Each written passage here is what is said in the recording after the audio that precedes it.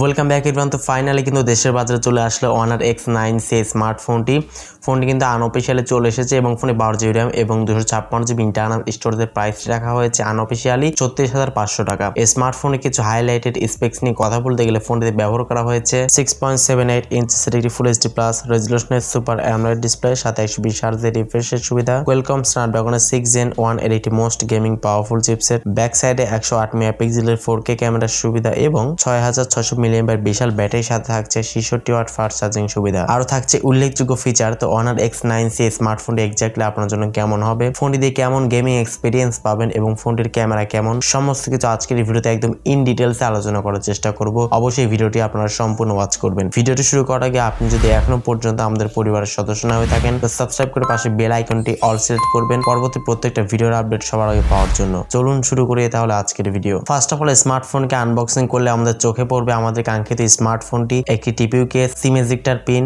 কাঙ্ক্ষিত চার্জারটি এবং টাইপ সি কেবল এবং কিছু ইউজার ম্যানুয়াল পেপারস। এই তো মোটামুটি স্মার্টফোনের বক্স কন্টেন্ট হিসেবে এগুলোই থাকছে। ফোনটির লুক ও ডিজাইনের কথা বলতে গেলে ফোনের ব্যাক সাইডে কিন্তু রাউন্ড শেপের ক্যামেরা বাম্প ইউজ করা হয়েছে এবং ফ্রন্টে কিন্তু মিডল পাঁচল ক্যাপসুল ক্যামেরা ইউজ করা হয়েছে এবং স্মার্টফোন কিন্তু কার্ভ ডিসপ্লে ইউজ করা হয়েছে। তো ওভারঅল ফোনের ডিজাইনটি কিন্তু পার্সোনালি আমার কাছে খুবই ভালো লেগেছে, একদম ইউনিক কোয়ালিটির মনে হয়েছে। যেহেতু এজ ডিসপ্লে কার্ভ ডিসপ্লে, তো সেক্ষেত্রে অবশ্যই লুক ও ডিজাইনের দিক দিয়ে অনেকটাই এগিয়ে ছিল। ফোনটি পোর্টস এবং বাটনের কথা বলতে গেলে ফোনের ডান সাইড থাকছে ভলিউম আপ এবং ডাউন বাটন এবং পাওয়ার বাটন, নিচে থাকছে 3D speaker, type C port, microphone এবং সিম ট্রে। ফোনটি ডিসপ্লে সেকশন ইউজ করা হয়েছে 6.78 ইঞ্চের একটি ফুল এইচডি প্লাস রেজলিউশন একটি অ্যামোলেড প্যানেল ইউজ করা হয়েছে। ডিসপ্লেতে পাচ্ছেন 4000 নিট স্পিক ব্রাইটনেসের সুবিধা এবং 120 Hz রিফ্রেশের সুবিধা। তো যেহেতু এখানে ফুল এইচডি প্লাস থাকছে এবং সুপার অ্যামোলেড থাকছে, তো সেক্ষেত্রে অবশ্যই ডিসপ্লে কালার কন্ট্রাস্ট একদমই ব্যালেন্স ছিল এবং আউটডোরে ডিরেক্ট সানলাইটে ফোনটিকে ইউজ করার সময় কোনো প্রকার শার্পনেসের কোনো ঘাটতি কিন্তু আপনি ফিল করবেন না এবং 120 Hz রিফ্রেশে থাকে অবশ্যই স্মুথলি ফোনটিকে আপনারা রান করতে পারবেন। ফোনটির পারফরম্যান্স সেকশন ইউজ করা হয়েছে অ্যান্ড্রয়েড 14 এর সুবিধা, ম্যাজিক ওএস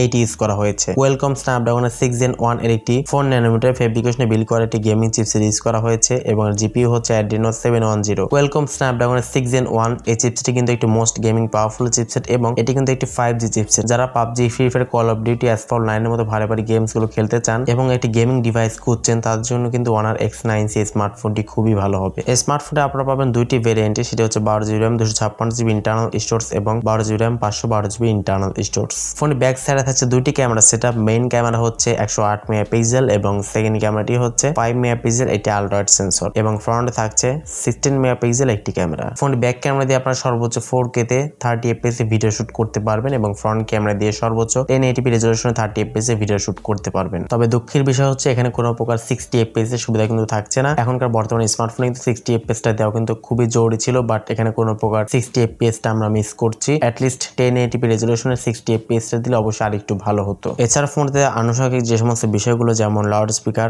কোনো প্রকার 3.5mm হেডফোন জ্যাক থাকছে না, আপনাকে type C to 3.5mm converter অথবা ব্লুটুথ হেডফোনের সহযোগিতা নিতে হবে এবং স্মার্টফোনতে under display optical fingerprint scanner সুবিধা পেয়ে যাচ্ছেন। ফিঙ্গারপ্রিন্ট স্ক্যানারটি যথেষ্ট ফাস্ট এবং অ্যাকুরেট বলে জানতে পেরেছি। তো অ্যাটলাস্ট যদি আমরা স্মার্টফোনের ব্যাটারি নিয়ে কথা বলতে তাহলে স্মার্টফোনের ব্যাটারিতে ইউজ করা হয়েছে 6600 mAh এটি বিশাল ব্যাটারি এবং 66 ওয়াট ফাস্ট চার্জিং সুবিধা। 6600 mAh বিশাল ব্যাটারি দেওয়াতে অবশ্যই ভালো একটা চার্জ ব্যাকআপ এখান থেকে আপনারা অনায়াসে পেয়ে যাবেন। যেহেতু সুপার অ্যামোলেড ডিসপ্লে, তো সেক্ষেত্রে আসলে খুব একটা বেশি আসলে ব্যাটারি বার্ন করে না, মোটামুটি খুব ভালো মতোই কিন্তু স্ক্রিন অন টাইমে একটি ভালো ব্যাকআপ এই স্মার্টফোন থেকে আপনারা পেয়ে যাবেন এবং 66 ওয়াট ফাস্ট চার্জার দিয়ে অবশ্যই দ্রুত সময়ের মধ্যে ফোনটিকে আপনারা পুনরায় রিচার্জ করে নিতে পারবেন। এই স্মার্টফোনটি বর্তমানে 256GB ভেরিয়েন্টের প্রাইসটি হচ্ছে 34500 টাকা এবং 12GB RAM 512GB ইন্টারনাল স্টোরেজের বর্তমান প্রাইসটি হচ্ছে 38500 টাকা। তো এই প্রাইস সেগমেন্ট হিসেবে আমি বলবো যে এই প্রাইস সেগমেন্টে আসলে একটি ওভার প্রাইসই মনে হয়েছে পার্সোনালি আমার কাছে এবং এখানে কিন্তু বেশ কিছু আসলে আপগ্রেডের জায়গা রাখে, যেমন ক্যামেরা পারফরম্যান্স যথেষ্ট ভালো, বাট এখানে কোনো প্রকার আমরা 60 fps সুবিধা কিন্তু পাচ্ছি না, অনলি 30 fps এর সুবিধা পাচ্ছি, যেটি কিন্তু বাজেট ফোনে আমরা দেখে থাকি। তবে ক্যামেরা কোয়ালিটি যথেষ্ট ভালো, আমি খারাপ বলবো না। তবে প্রাইসটা 30,000 টাকা প্রাইস সেগমেন্টের আশেপাশে রাখা গেলে অবশ্যই আর একটু ভালো হতো আনঅফিশিয়াল ডিভাইস হিসেবে। তো এই প্রাইস সেগমেন্টে আপনার কাছে কেমন লাগলো প্রাইস টু পারফরম্যান্স, অবশ্যই কমেন্ট সেকশনে আপনার মূল্যবান মতামত জানতে একদমই ভুলবেন না। সো আজকের মতো এই পর্যন্তই। আল্লাহ হাফেজ, আসসালামু আলাইকুম রহমতুল্লাহ।